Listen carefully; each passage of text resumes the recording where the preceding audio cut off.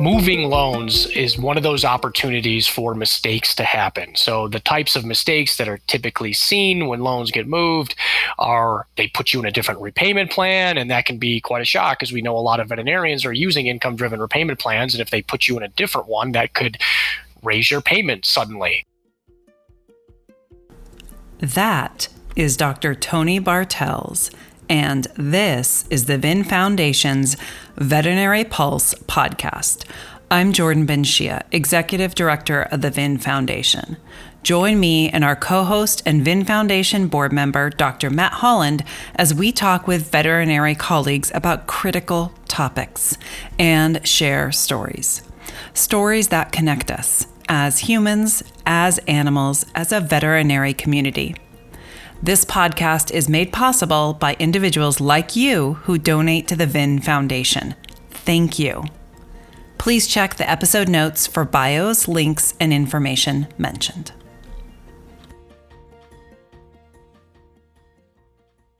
Hey, Tony, welcome. Hi, Jordan. Thanks for having me again. You're our most repeated guest, Tony. Yeah.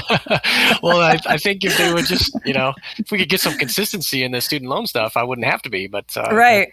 that tends to not be the case. So here we are. All right. So listeners, as you probably know well by now, Dr. Tony Bartels, who is our student debt educator, VIN Foundation board member, and works with VIN. He is by far the veterinary student debt expert. And we are just going to dive right in with news that broke last week, towards the end of last week, as we're heading into the weekend, that FedLoan Servicing, which is the federal loan servicing arm of the Pennsylvania Higher Education Assistance Agency, also known as FIA, is going to stop servicing federal student loans on December 14th, 2021. I feel confident that if there's anyone that can break this down very well for us, it is you. So let's break it down. Tell us all about this. Yeah, so this one was when this happened. This kind of rose to things happen with student loans. It seems like all the time, particularly recently. But right. When this one came across my news feed, it kind of raised, it's at that what I like to call the BFD level, right? So this is a pretty big freaking deal. So. FedLoan Servicing is one of the numbers of private entities that have been contracted by the Department of Education to service your federal student loans, right? So they're not the holders of your federal student loans. The Department of Education is actually the holder of those loans, but they contract with a lot of different entities to be the primary points of contact, right? So the major federal student loan servicers are FedLoan Servicing, Navient, Great Lakes, and the other one is escaping me right now, Nelnet. So those are, but there's also about 10 other lesser known ones, but those four comprise a lot of the federal student loan balance. And I believe the numbers I saw that FedLoan Servicing services the loans for 8 million borrowers. So there's about 40 million borrowers. So there's a 1 in 5 chance that your loans are right. with FedLoan Servicing. So This is a good time to, if you don't know who's servicing your loans, to check in and see who is servicing your loans. And if it is FedLoan Servicing, then you want to pay extra special attention, right? Because when a student loan servicer stops servicing loans, that's when the Department of Education is going to have to move your loans to a new loan servicer. Moving loans is one of those opportunities for mistakes to happen. So the types of mistakes that are typically seen when loans get moved are they put you in a different repayment plan, and that can be quite a shock because we know a lot of veterinarians are using income-driven repayment plans, and if they put you in a different one, that could raise your payment suddenly. They may not transfer over the amount of time that you've been using a particular repayment plan. Or in the FedLoan Servicing example, which is why it's a BFD, is that they are the official monitor of public service loan forgiveness, which again, if you're working towards public service loan forgiveness, you're going to be very familiar with FedLoan Servicing. Or if you have aspirations of working towards public service loan forgiveness, meaning you're going to work for a nonprofit and hopefully have your loans forgiven after a period of time, then you're going to probably be familiar with FedLoan Servicing. And now that they're going away, all of that information is going to have to get transferred over to some new servicer or some combination of servicers that'll be able to help you with that progress going forward. So if somebody's in public service loan forgiveness, or they think they're in, but they've started working for a nonprofit, what do they need to do to make sure that they are actually in the program in the way they need to be? And what information should they be gathering to ensure that they are checking the boxes necessary? Yeah, so this is where this kind of gets confusing, and we may have to get a little into the weeds here, but there are a number of ways you can end up with FedLoan Servicing as your loan servicer. One is just randomly, right? So loan servicers are assigned randomly. So again, about 20% of borrowers already have FedLoan Servicing. That doesn't mean they're all working towards public service loan forgiveness. It just means that they were randomly assigned FedLoan Servicing as their loan servicer. You can choose your loan servicer as part of a consolidation loan, a direct consolidation loan, which we encourage people to do after they graduate, particularly veterinarians. We encourage new graduate veterinarians to consolidate their loans and choose an income-driven repayment plan, as well as choose FedLoan Servicing as their loan service provider. And we would recommend that because it was, I want to say, convenient, right? It would lessen the chance that your loans would move in the future. And if you were going to end up working towards public service loan forgiveness, your loans would already be where they needed to be, as well as, since public service loan forgiveness requires you to use an income-driven repayment plan, FedLoan Servicing would have a lot of experience with income-driven repayment, which we find to be particularly beneficial for most veterinarians. So that was the reason why we were recommending FedLoan Servicing. So you can either you'll randomly be assigned FedLoan Servicing. You'll choose them as part of your consolidation, or if you submit a public service loan forgiveness employment certification form, meaning that, hey, you want to acknowledge that you have federal student loans and you're working for a qualifying nonprofit or state, federal, tribal organization that will help you earn public service loan forgiveness, you're going to submit that form. And then the Department of Education will move your loans from whatever servicer you may have had to FedLoan Servicing, again, because they were the official monitor of public service loan forgiveness progress, right? So there's those three ways that you could end up having FedLoan Servicing as your loan servicer.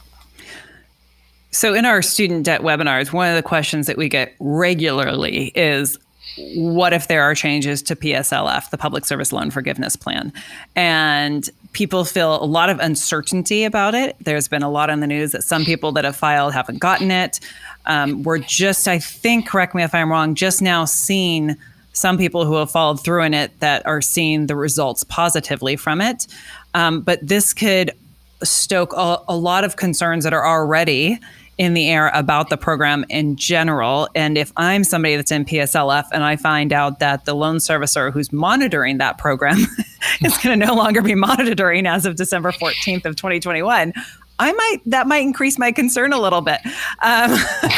Because the thought would be, then who's going to monitor it? How can I make sure that I have everything in place, my ducks in a row for when that new monitor comes in? So whether they are in public service loan forgiveness or another repayment plan, what sort of actions can they take proactively to set themselves up for success based on this huge issue happening right now with this announcement?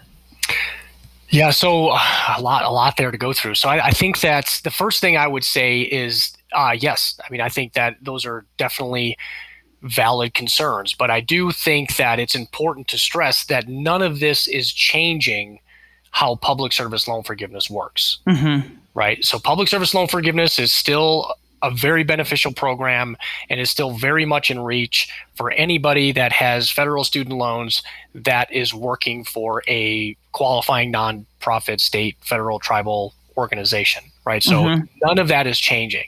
Now, the part that we just have to be a little careful of is that, yes, the organization here that has been monitoring public service loan forgiveness process is going away, right? But that information shouldn't, right? So all of the progress that you may have logged, as long as, again, you've submitted those public service loan forgiveness employment certification forms, should also be logged in your federal student aid data file. There is a field in there that helps to track that progress as long as you have taken that step to submit that public service loan forgiveness employment certification form. Now, if you haven't done that, or maybe you're very new to this and you maybe just started your nonprofit position recently and you're still kind of logging some time, or because we're in this weird pandemic forbearance period where you haven't had to make any payments, it didn't seem like it made sense to submit one of those employment certification forms yet, I would encourage you to do so, right? So make sure that you're submitting one of those employment certification forms so you can get that on file. Maybe you can even get that account logged with FedLoan Servicing before they move on, right? And then they'll transfer that information to whoever the new loan servicer or servicers will be. So you just want to be diligent about what records you have, right? Now, if you don't have any of that and all of this is the first time you've ever heard this stuff, then, just start logging what you do have access to, right? So I would go into your FedLoan Servicing account and start downloading statements, right? Make sure you have all of the statements, all of the correspondence that they've ever sent to you in some kind of record, whether that's paper or electronic.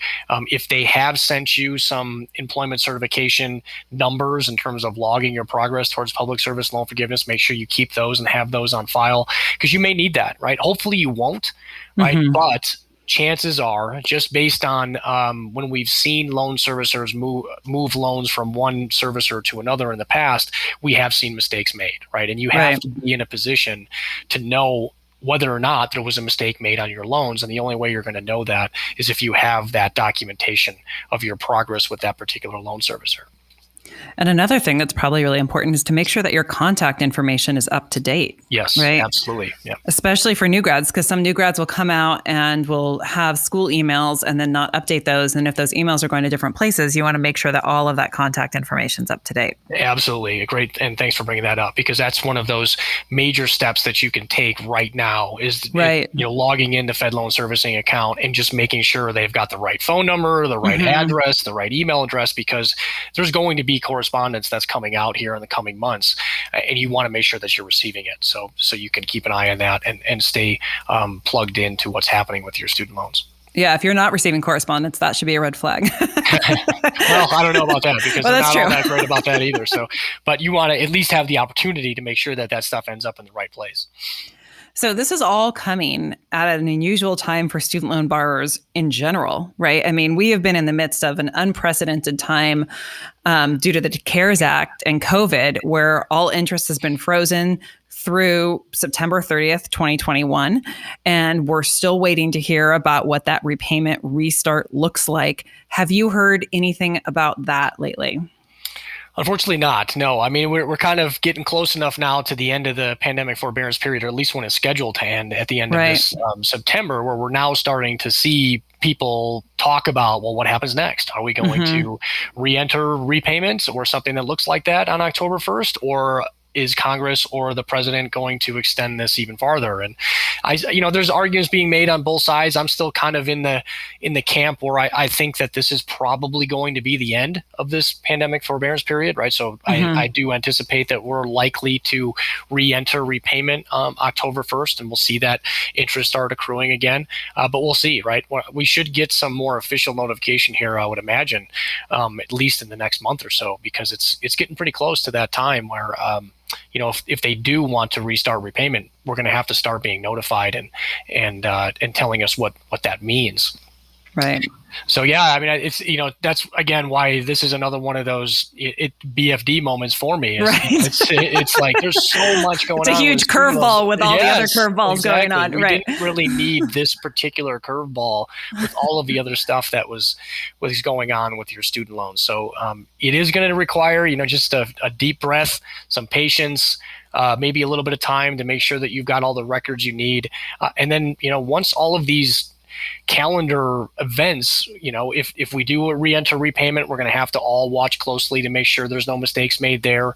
When they do start moving loans away from FedLoan Servicing to whoever the new loan servicer or servicers are, we're going to have to make sure there's no mistakes made there. So, I mean, it's going to definitely take some time and effort to work through all of the changes that are going to happen in the coming months here.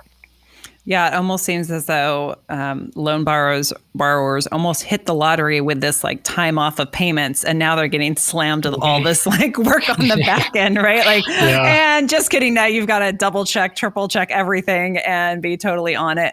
And we will, we are going to do a webinar. One of our VIN Foundation free webinars once we do hear about the repayment restart, and, check in the episode notes to sign up for updates so you can, you'll get our emails about when those webinars are going to happen. Where else can people go for updates, Tony? Yeah, so we're going to publish a blog post on this as well on vinfoundation.org. And that will be in the episode notes also. So there'll be a link to that. Yeah. Great. So studentaid.gov is another great place that you can go for updates on information. Now, I don't believe there's anything regarding this FedLoan Servicing announcement yet.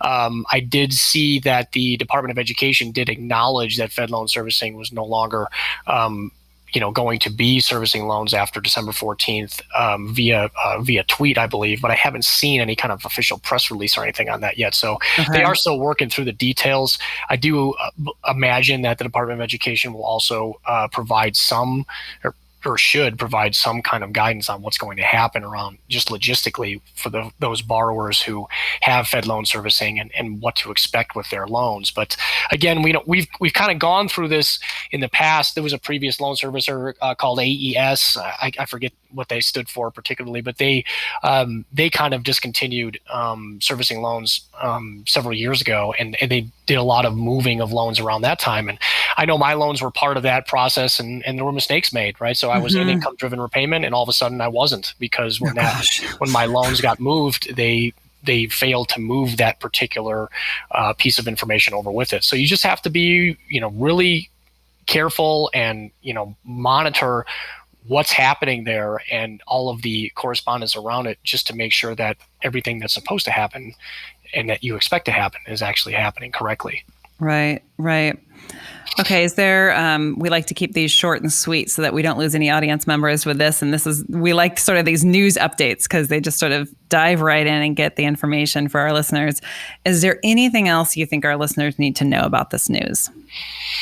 No, I think I do believe I've heard from some of our colleagues that the employment certification forms have been a little bit delayed, and that was mostly due to the pandemic forbearance, right? Because I don't believe I've seen a lot of very good accounting of the public service loan forgiveness time during this pandemic forbearance period. Now, again, good news is the law says that the time spent in this pandemic forbearance, as long as you are still working with a qualifying nonprofit, would count towards public service loan forgiveness, right? So you should get that time credited towards you, but you may not have officially received any acknowledgement of that time yet from FedLoan Servicing.